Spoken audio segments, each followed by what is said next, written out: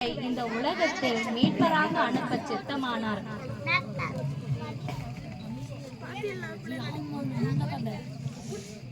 இஸ்ரவேல் தேசத்தில் கலிலேயாவில் உள்ள நாசரேத் என்னும் ஊரில் கன்னி மரியாளுக்கும் யோசேப்புக்கும் திருமணம் நிச்சயிக்கப்பட்டது.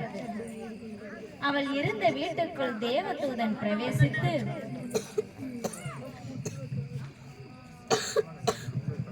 கிருபை பெற்றவளே வாழ்க, கர்த்தர் உன்னுடனே இருக்கிறார், ஸ்திரீகளுக்குள்ளே நீ ஆசீர்வதிக்கப்பட்டவள்.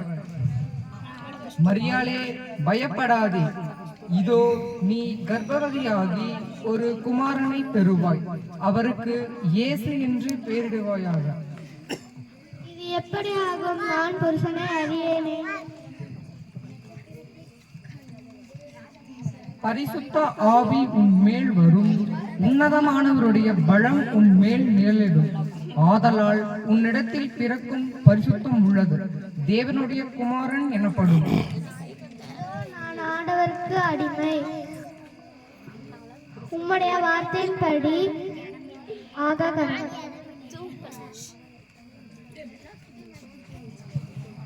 தனக்கு நியமிக்கப்பட்ட மரியாள் கர்ப்பவதியாய் இருப்பதை யோசேப்பு அறிந்தான். ஆதலால் யோசேப்பு நீதிமானாய் இருந்து அவளை அவமானப்படுத்த மனதில்லாமல் ரகசியமாய் தள்ளிவிட யோசனையாய் இருந்தான்.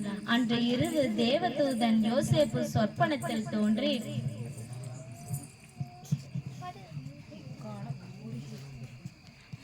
தாவீதின் குமாரனாகிய யோசேப்பே, உன் மனைவியாகிய மரியாளை சேர்த்துக் கொள்ள ஐயப்படாதே. அவளிடத்தில் உற்பத்தியாயிருக்கிறது பரிசுத்த ஆவியினால் உண்டானது. அவள் ஒரு குமாரனை பெறுவாள், அவருக்கு இயேசு என்று பெயரிடுவாய். அவர் தமது ஜனங்களின் பாவங்களை நீக்கி அவர்களை ரட்சிப்பார்.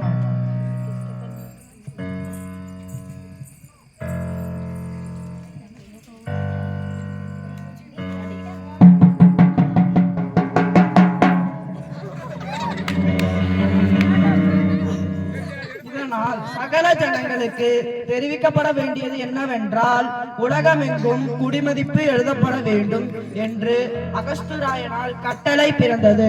தங்கள் தங்கள் ஊருக்கு சென்று குடிமதிப்பு எழுதும்படி கேட்டுக்கொள்ளப்படுகிறது.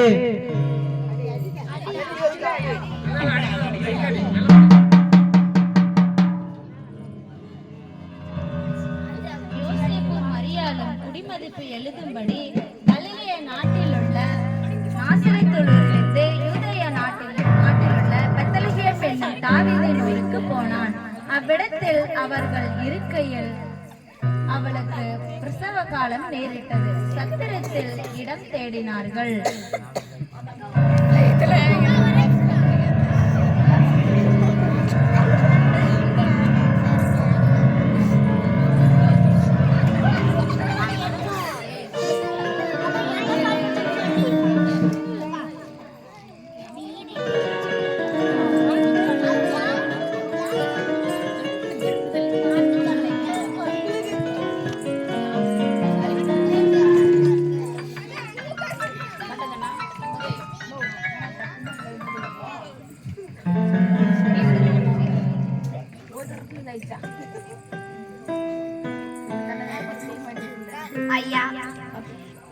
ஐயா, என் மனைவி பிரசவத்தில் இருந்து வேதனைப்படுகிறார்.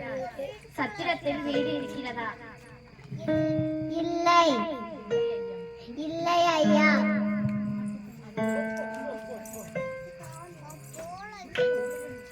ஐயா ஐயா, என் மனைவிக்கு பிரசவ காலம் வந்துவிட்டது. சத்திரத்தில் வீடு இருக்கிறதா? இல்லை ஐயா. சத்திரத்தில் இடம் இல்லாதபடியால்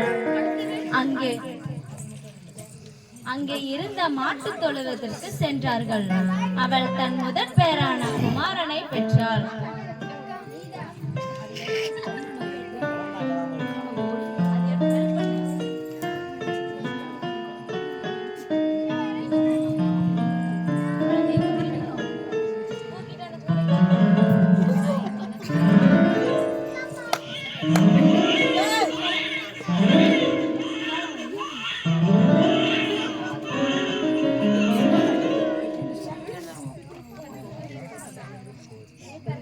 அப்பொழுது அந்த நாட்டில் மேய்ப்பர்கள் வயல்வெளியில் தங்கி ராத்திரியிலே தங்கள் மந்தையை காத்து கொண்டிருந்தார்கள்.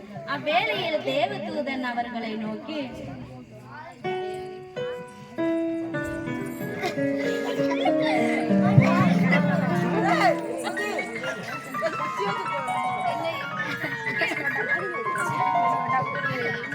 பயப்படாதிருங்கள், இதோ எல்லா ஜனத்துக்கும் மிகுந்த சந்தோஷத்தை உண்டாக்கும் நற்செய்தியை உங்களுக்கு அறிவிக்கிறேன். இன்று கர்த்தராகிய கிறிஸ்து என்னும் இரட்சகர் உங்களுக்கு தாவீதின் ஊரில் பிறந்திருக்கிறார். பிள்ளையை துணிகளில் சுற்றி முன்னணியிலே கிடத்தியிருக்க காண்பீர்கள். இதுவே அடையாளம்.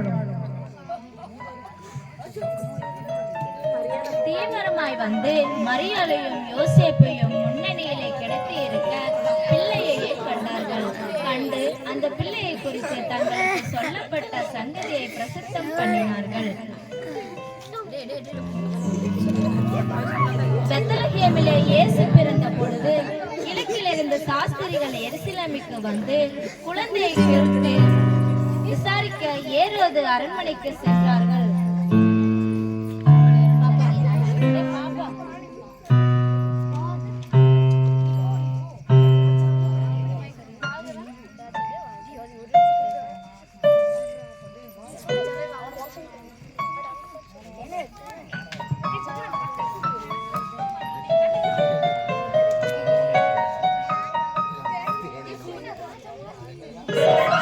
ராஜாவே வாழ்க.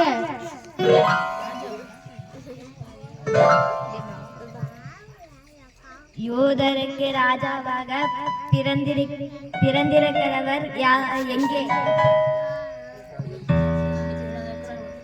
கிழக்கில் அவருடைய நட்சத்திரத்தை கொண்டு அவரை பணிந்து கொள்ள வந்தோம்.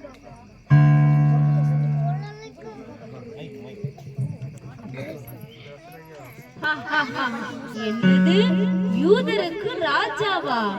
பிரதான ஆசிரியரே, வேத பாரகரே, எல்லோரும் வாருங்கள். கிறிஸ்துவானவர் எங்கே பிறப்பார் என்று எழுதியிருக்கிறது என்று எனக்கு பார்த்து சொல். யூதேயாவில் உள்ள பெத்லகேமில் பிறப்பார் என்று எழுதியிருக்கிறது மன்னா. அப்படியா? நீங்கள் போய் பிள்ளையை குறித்து திட்டமாய் விசாரியுங்கள். நீங்கள் கண்ட பின் எனக்கு அறிவியுங்கள், நானும் அதை பணிந்து கொள்வேன். நல்லது, போய் வாருங்கள். பிள்ளையை காண சாஸ்திரிகள் கிழக்கே கண்ட நட்சத்திரம்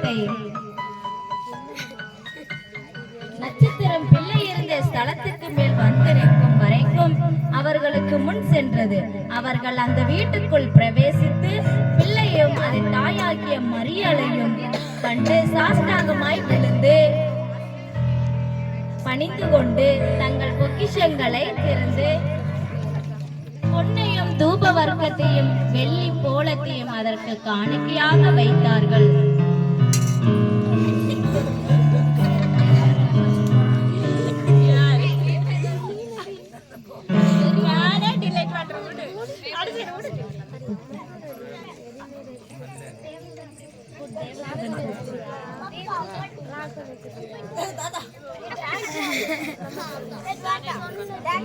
இவ்விதமாக தேவன் தம்முடைய ஒரே பேரான குமாரனை விசுவாசிக்கிறவன் எவனோ அவன் கெட்டு போகாமல் நித்திய ஜீவனை அடையும்படிக்கு உலகத்தில் இவ்வளவாய் அன்பு கூர்ந்தார்.